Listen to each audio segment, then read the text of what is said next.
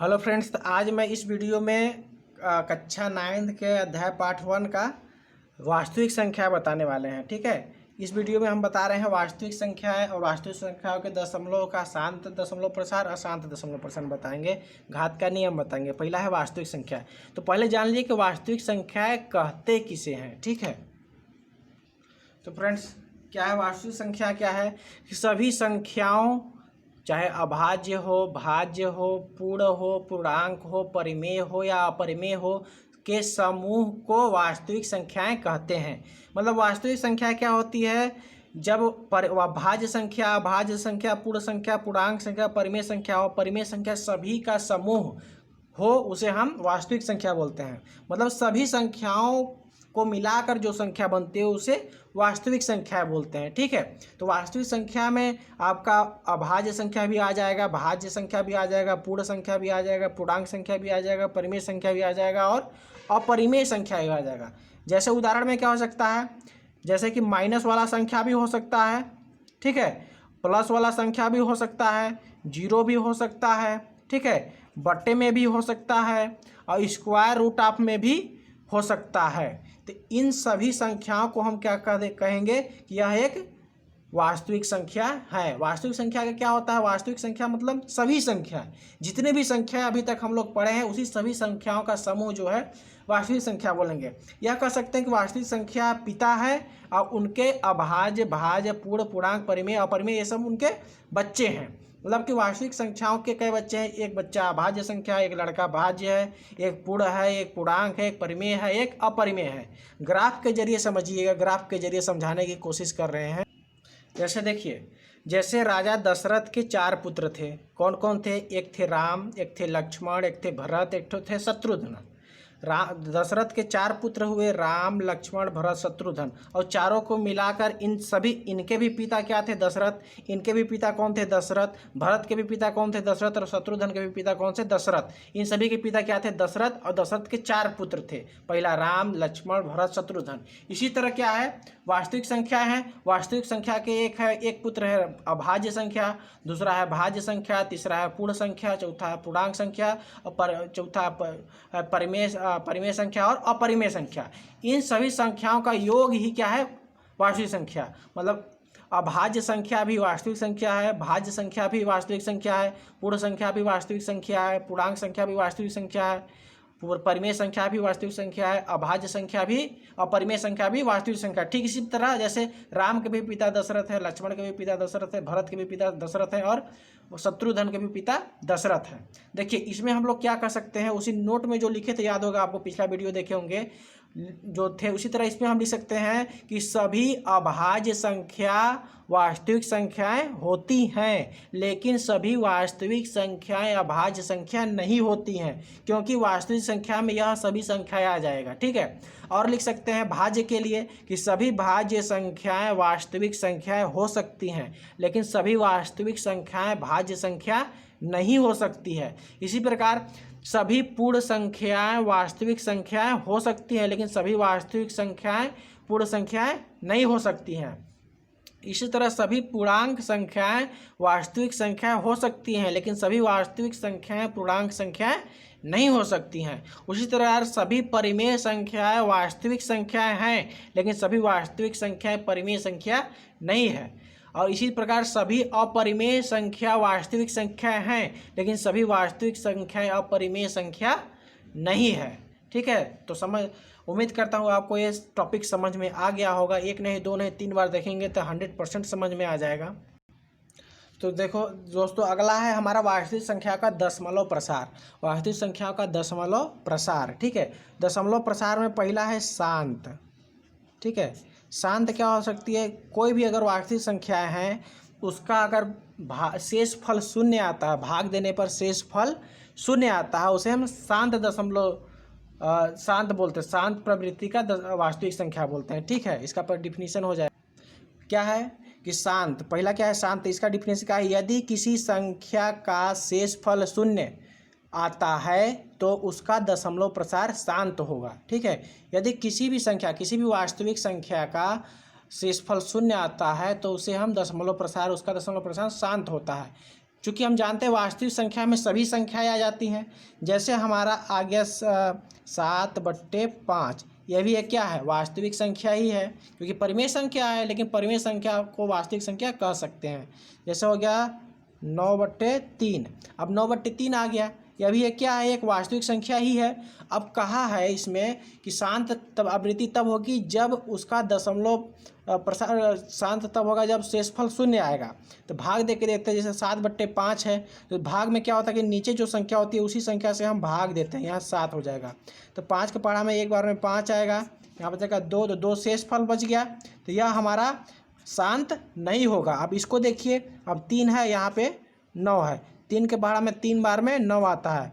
शेषफल का आ गया 0, शेषफल क्या आ गया 0। जब शेषफल 0 आ गया, इसलिए इसको बोलेंगे यह शांत है। इसका दशमलव प्रसार शांत है।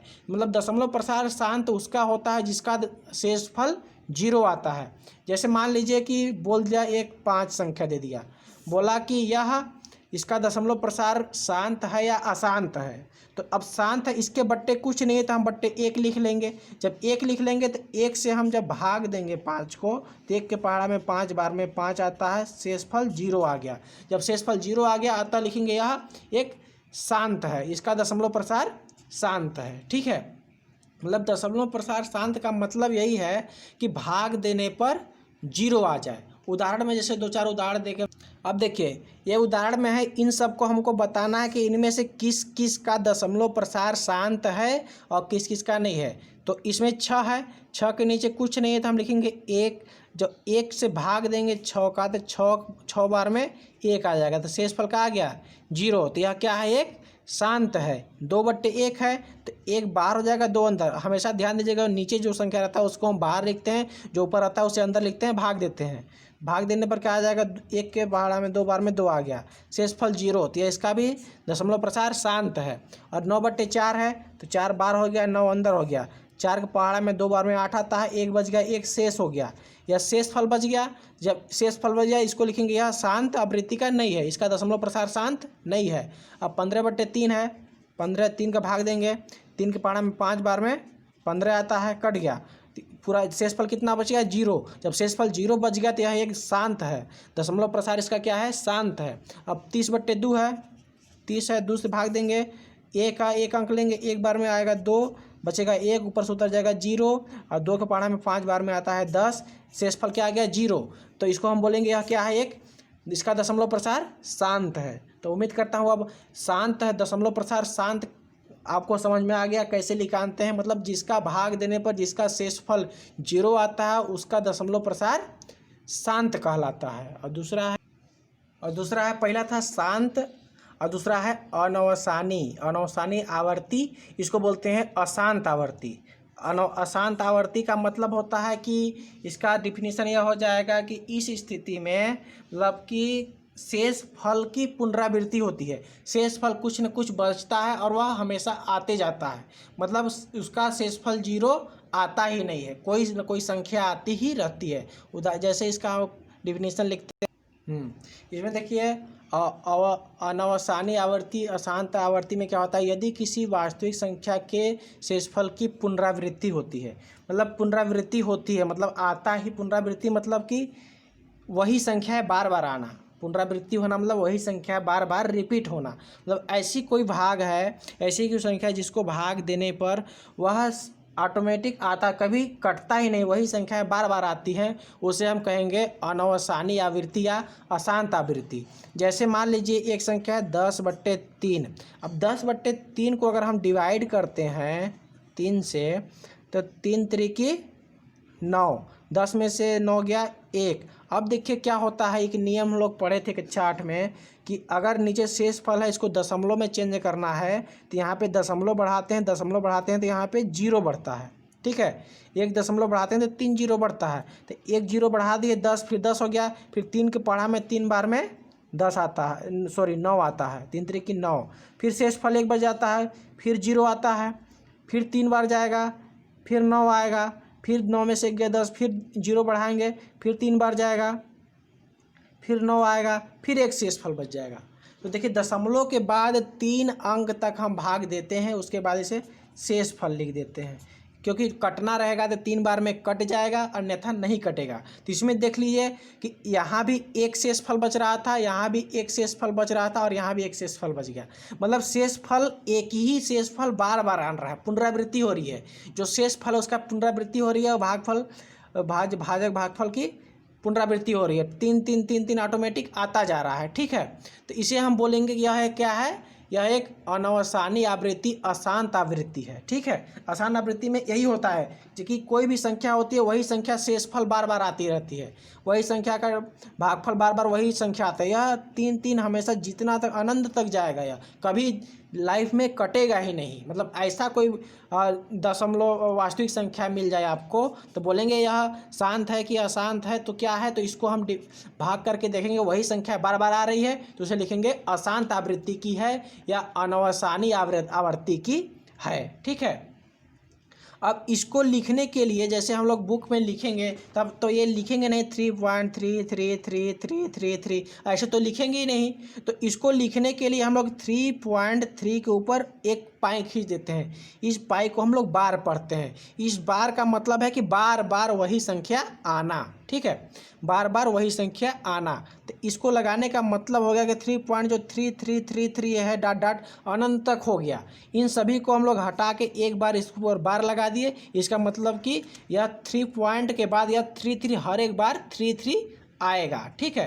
तो यह अशांत आवृत्ति आपको समझ में आ गया। अशांत आवृत्ति कहते किसे हैं, जिसकी शेषफल की पुनरावृत्ति हो कि वही शेषफल बार बार आए, ठीक है, वही संख्या से बार बार कटे, उसे हम क्या कहेंगे, अनवसानी आवृत्ति, ठीक है। ये दशमलव वाला आपको समझ में आ गया होगा क्योंकि पहले में हम लोग पढ़े थे कक्षा 8 के पाठ में कि यदि कोई संख्या है 25 बट्टे मान लीजिए 4 है, इसको काटना है, दशमलव में भाग देना है तो क्या देते थे हम लोग, 25 है 4 है, 4 के पहाड़ा में 4 4 6 24 आता है, 5 में से 4 गया, एक आ गया। अब हमको एक शेषफल आ रहा है लेकिन हमको दशमलव में चेंज करना है तो यहाँ पे दशमलव लगाते हैं, यहाँ पे 0 लगाते हैं। तो 4 के पहाड़ा में 2 बार में क्या आ जाएगा, 8 आ जाएगा। यहाँ बचेगा 8 में 10 में से 8 गया 2, फिर एक 0 बढ़ाएंगे, एक दशमलव बढ़ाने पर 3 0 बढ़ाते हैं। 3 0 के बाद अगर नहीं कटेगा तो यही हम आंसर लिख देते हैं। तो एक 0 यहाँ पर लगाए, एक 0 यहाँ पर लगाए, तो 4 के पहाड़ा में 4 पंचे 20, तो 4 पंचे 2 0 लगाने पर कट गया। तब हमारा ये जो आंसर हो गया इसी को हम लिखते हैं दशमलव में आंसर, ठीक है। अब 25/4 को अगर दशमलव में लिखेंगे तो हम लिखेंगे 6.25, ये हमारा क्या हो जाएगा, आंसर, ठीक है। तो ये दशमलव का यहाँ पे उपयोग हुआ है तो हम यहाँ बता दिए कि दशमलव का उपयोग कैसे हुआ। तो ये सब आपको रफ में लिखना नहीं है, सिर्फ आपको यहाँ से जो है इसको और यह एक उदाहरण लिख लेना है, ये वाला उदाहरण आप लिख लेंगे यहाँ तक, ये आपका फेयर में हो जाएगा, ठीक है। अब अगला है, अब इसमें क्या है, अनवसानी अनावर्ती। अनवसानी अनावर्ती का मतलब है अशांत अनावर्ती। मतलब यदि किसी वास्तविक संख्या के शेषफल की पुनरावृत्ति नहीं होती है तो उसे अनवसानी अनावर्ती या अशांत अनावर्ती कहते हैं, ठीक है। मतलब उसमें शेषफल की पुनरावृत्ति होती थी, इसमें पुनरावृत्ति नहीं होती, मतलब पुनरावृत्ति नहीं होगी, उसे हम कहेंगे अनवसानी अनावर्ती या अशांत अनावर्ती। जैसे मान लीजिए कि 25/4 का जो उदाहरण दिए थे, अब इसको काटे थे तो हमारा 6.25 आया था, ठीक है। मतलब कि शेषफल का पुनरावृत्ति नहीं हो रहा है, ठीक है। तो इसे हम कहेंगे यह एक अनवसानी आवर्ती है। अनवसानी 25/4 क्या है, एक अनवसानी आवर्ती है। इसी तरह हम लिखते हैं, मतलब कि मान लीजिए हम लिख दिए 15/4 लिख दिए। अब इसको हम हल करेंगे, देखते हैं। 15 में 4 का भाग देंगे, 4 तिहाई 12, 4 चौको 16, 4 तिहाई 12 बचा 3, यहाँ दशमलव लगाएंगे, यहाँ उतर जाएगा 0 और 3 का पहाड़ा में 3 छाक 24, 3 9 7, 4 चौको 16, 4 पंचे 20, 4 छाक 24, 4 सत्ते 28, यहाँ बचेगा 2, यहाँ एक और 0 उतारेंगे, 4 पंचे 20, कट गया। मतलब कि शेषफल बार बार वही शेषफल नहीं आ रहा है, कट जा रहा है, तो यह इसका आंसर यह हो जाएगा। तो अब इसको लिखेंगे, यह एक क्या है, यह एक अनवसानी आवर्ती है, ठीक है। यह क्या है, एक अनवसानी आवर्ती है। मतलब अनवसानी आवर्ती मतलब यह है कि भागफल देने पर वह वही संख्या बार बार ना आए, वह कट जाए या ना कटे, लेकिन वह वही संख्या बार बार रिपीट ना हो, उसे हम क्या कहेंगे, अनवसानी अनावर्ती, अशांत अनावर्ती। उम्मीद करते हैं आपको समझ में आ गया होगा। वीडियो भी लंबा हो रहा है। नेक्स्ट पार्ट में हम घातांक के नियम देंगे, एक पार्ट का ही है, वह है घातांक का नियम, और घातांक के नियम बताने के बाद हम एक्सरसाइज चालू करेंगे। सो धन्यवाद। आपको अगर मेरा वीडियो पसंद आया होगा तो लाइक, सब्सक्राइब, शेयर जरूर कीजिएगा, जिसमें आप कोई और इसका लाभ उठा